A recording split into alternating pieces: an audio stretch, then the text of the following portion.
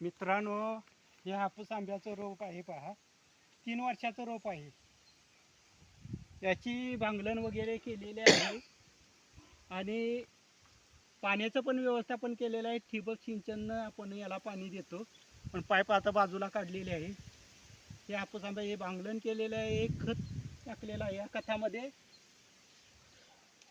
हे सेंद्रिय खत आहे आणि याच्यामध्ये सल्फेट मिक्स केलेलं आहे. म्हणजे हे मिक्सर आहे आणि खतासाठी ही एक छोटीशी सभोवताने मारलेली आहे. तर याचं खत व्यवस्थापन चांगलं आपण केलं, पाणी व्यवस्थित दिलं, नुसतं वृक्षारोपण केलं म्हणजे झालं नाही, तर त्याची निगा पण आपल्याला व्यवस्थित राखता आली पाहिजे.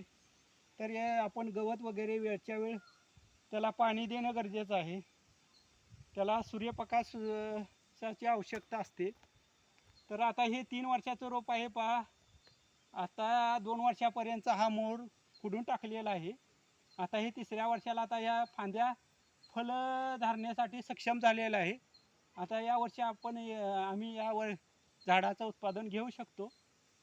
तर हे हापूस आंब्याचं हे केशरचं आहे पहा. हे कसलं आहे? हे सोनपरीच आहे पहा. आणि ह्या डोंगराळ भागामध्ये हे वाफे तयार केलेले आहेत. या टेकडीवर दिसत आहे, ही मोठी आहे. तर 30 वर्षापूर्वीची ह्या हापूस आंब्याची काही रोपं आहेत. तर 30 वर्षापूर्वीची ही रोपं आहेत. तर आता ह्या प्रत्येक झाडाची भांगलन व्यवस्थित केलेलं आहे. खतासाठी ही चर मारलेली आहे.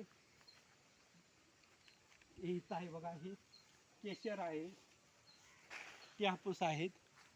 2 ते 3 वर्षाची आहेत ही रोपे. आणि हे खत घातलेलं आहे पहा. ते आता मुजवायचं काम चालू आहे. आणि याला ठिबक सिंचन, उन्हाळ्यामध्ये पाण्याची कमतरता भासते यासाठी ठिबक सिंचनची सोय केलेली आहे. तर मित्रांनो, आपल्याला व्हिडिओ कसा वाटला तर चॅनेलला सबस्क्राईब करा, शेअर करा आणि लाईक करा. धन्यवाद.